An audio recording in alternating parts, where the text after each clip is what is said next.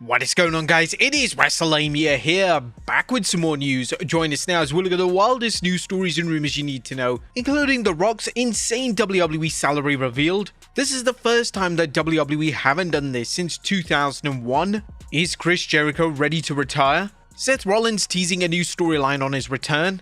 Zilla 2 WWE bound. A shocked WWE debut incoming. An AEW name WWE bound, and much more. Be sure to subscribe and hit that notification bell for daily wrestling videos, and follow us on Facebook for exclusive lists. Now let's see the intro and get straight into our first story.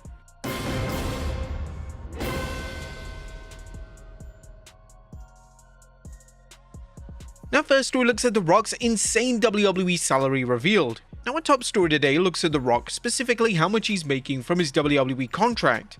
As we all know, The Rock is officially a member of the TKO board of directors, and it turns out that since signing with WWE TKO, he's walked away with $80 million. The information was first reported by the Wrestling Observer Radio, which stated $80 million over. This will be the end of the second year of that deal, because he signed that deal on, was it January 3rd, 2024?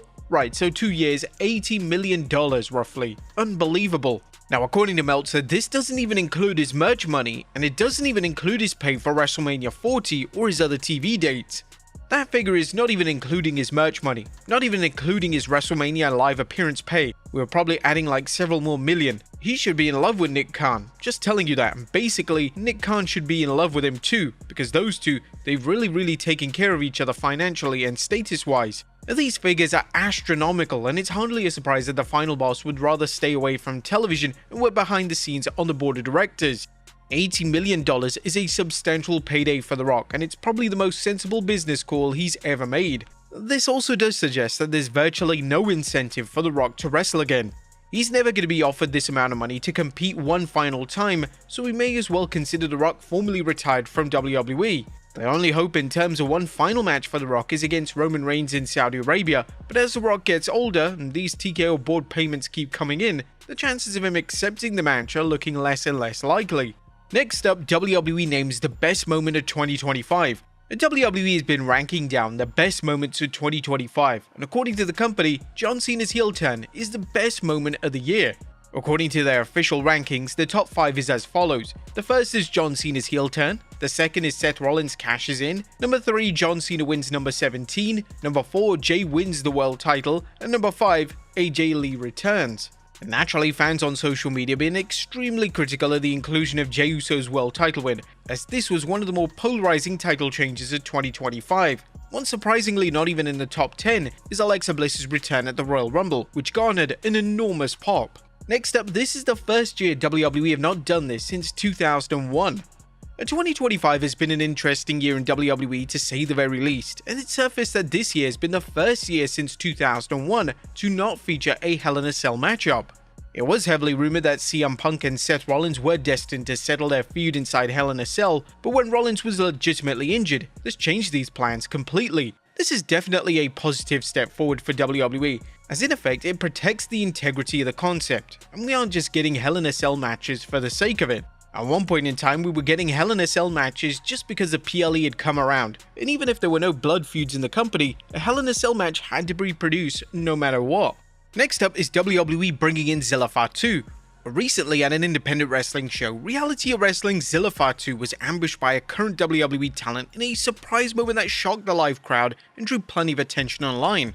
During the main event of Reality of Wrestling Sub-Zero event, Fatu was competing for the World Championship and seemed poised to win, but just as he was about to hit his signature move, a hooded figure rushed into the ring and stopped him, delivering a sudden spear that halted Fatu's momentum and cost him the match. When the attacker dropped his mask, it was revealed to be Ricky Saints, a WWE NXT star and former NXT champion who's recently turned heel. After the incident, Zilla 2 took to social media to respond directly to Saints' surprise interference, and he wrote messages warning Saints not to get too comfortable after the attack, implying that his confrontation is just the beginning of a larger conflict. Could this be the groundwork laid for Zilla 2 to finally debut in WWE and get his revenge on Ricky Saints? Will WWE debut him in honor of his father Umaga and have him wear the face paint? Next up, does Y2J want to retire? Now, everyone is assuming that Chris Jericho is retiring in 2026, yet there's been no confirmation whatsoever from Jericho that this is on the cards. According to a new Fightful Select Q&A, Jericho currently has no major injuries and he hasn't told anyone that he's looking to retire. Chris Jericho has had no major injuries or surgeries and wants to continue to wrestle. He's on his longest physical break in years and he's not told anyone that I've spoken to that he's looking to wrap things up. I can't speak to plans for WWE, but I do think that that's the right place for him at this moment. I think the crowd will react the way WWE wants them to for this tour, assuming it happens. Now, this is newsworthy and suggests that 2026 may not be the final year of Jericho's pro wrestling career. If he's healthy and thriving in the ring, then it's possible that he looks to extend his career for 1 or 2 more years. This also depends on how WWE wants to bring Jericho into the fold. A lot of fans are assuming that Jericho will return at the Royal Rumble in Saudi Arabia before retiring at WrestleMania. However, with the 2027 installment of WrestleMania taking place in Saudi Arabia, they may wish to hold off on the retirement until then, so the country is a huge retirement for the big show. Next up is Seth Rollins teasing a new storyline. Seth Rollins is currently on the shelf with an injury, but that hasn't stopped the former world champion from teasing future storylines during his media appearances, which could be ready for his return. During his appearance on Clutch Point, Rollins stated that he's the real world champion. The primary target in my return will not be a person at all, it'll be a thing. That would be the World Heavyweight Championship because I never lost the title, so I'm rightfully the World Heavyweight Champion. I was stripped of that championship and anybody who's in possession of that title, be it CM Punk, be it Braun Breaker, anybody who stands in my way, they will be dealt with. Rollins was set to initially work with Roman Reigns at WrestleMania this year, but these creative plans have changed now that Rollins is injured. With that being said, Rollins' recovery is said to be going very well, and it wouldn't be out of the question to see Rollins return in time or early enough for WrestleMania. If this does occur, then we can assume that WWE delivers a Rollins vs Braun Breaker matchup, potentially even for the world title, and Rollins embarks on yet another run as a babyface. Next up, a WWE star reveals the behind-the-scenes info. John Cena revealed last week that it was he who directly pushed to include the Judgment Day in his match at Survivor Series War Games. According to Cena, this was his way of giving back and it would allow each respective member of the faction to feel the noise. But now one name that was involved in this, that being Roxanne Perez, has revealed behind-the-scenes information in relation to what Cena told the faction after the match took place. Speaking to Going Ringside, Perez stated, "After a match at Survivor Series, he brought all of us together, everyone who was a part of that match, and the first thing he asked was, okay, what do you guys think we could have done better?" He was sweating, exhausted, everything. It was just crazy that he was asking us that. Well, we thought he could have done better. Perez stated that she came away from the conversation realizing that she can never stop learning. That's definitely something I'll take with me throughout my entire career. You never stop learning, you never stop getting better. Even the best to ever do it, John Cena, never stops getting better. I'm pretty sure he even asked himself that question in his retirement match. So yeah, I'll keep that with me for sure. Cena was utterly selfless in his last few matches, and he is a name that went out by wanting to give back to as many wrestlers as possible. Next up is a shock WWE debut incoming. Now, recent Fightful Select Q&A has the wrestling world buzzing, as Fightful discussed members of the Elite potentially jumping ship to WWE, and according to the Q&A, Kenny Omega is unlikely to ever sign with WWE. However, it wouldn't be out of the question for the Young Bucks to sign with the company. Kenny Omega signed a 4-year contract extension in the summer of 2023, and there's a ton of injury time that could be added if that is a clause in his deal. I do not ever see him going to WWE unless it's part-time or a one-off. He knows his matches are limited at this point. The Young Bucks deals are at least through 2027. I'm not even sure if they have their EVP duties anymore, but there's far more likely possibility of them doing a WWE run. The Young Bucks signing with WWE would be a major deal, and would also mean that numerous key players from the inception of AEW would be in WWE at the same time. These of course being Cody Rhodes, the Young Bucks, and potentially even Chris Jericho if he signs with the promotion, which does indeed appear to be on the cards. Next up, MJF makes a shocking claim.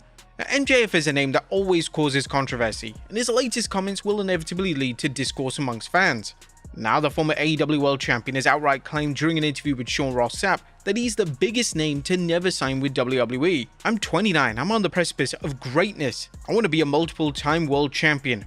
I like to think that the fact that at this moment, I think there's an argument to be made that I'm the most famous professional wrestler in the history of the business to have never been signed to WWE.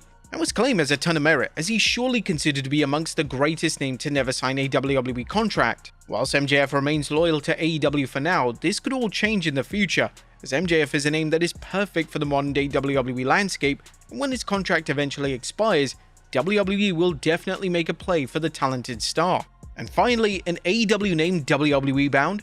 Now, final story today looks at the AEW status of Danhausen, as it's been reported that his AEW deal is set to expire. According to a new report from Fightful Select, his AEW deal expires in February 2026. In the summer of 2025, Fightful Select reported that Danhausen's contract was slated to expire. However, AEW ended up extending the contract due to injury time. Danhausen was not used whatsoever after this, and Danhausen actually wanted the company to let his deal lapse so he'd have more freedom with merchandising and bookings. Well, he'll have that freedom relatively soon, barring some unforeseen contract extension that wouldn't make much sense. Fightful Select has confirmed that Danhausen's contract with AEW expires, perhaps for real this time, in February 2026, at least per All Elite Wrestling sources. Danhausen is a close personal friend with CM Punk, so fans are naturally going to assume that WWE may make a play for him. He is certainly a character that would fit in well with WWE's PG presentation, as WWE is always looking to introduce more comedic characters into the company. He could also be an incredible merch seller for the company, as WWE could easily sell masks and merchandise with Danhausen's likeness attached. But there you have it, folks, the wildest news and rumors you need to know. Be sure to leave your comments down below, and I'll see you next time with some more wrestling content.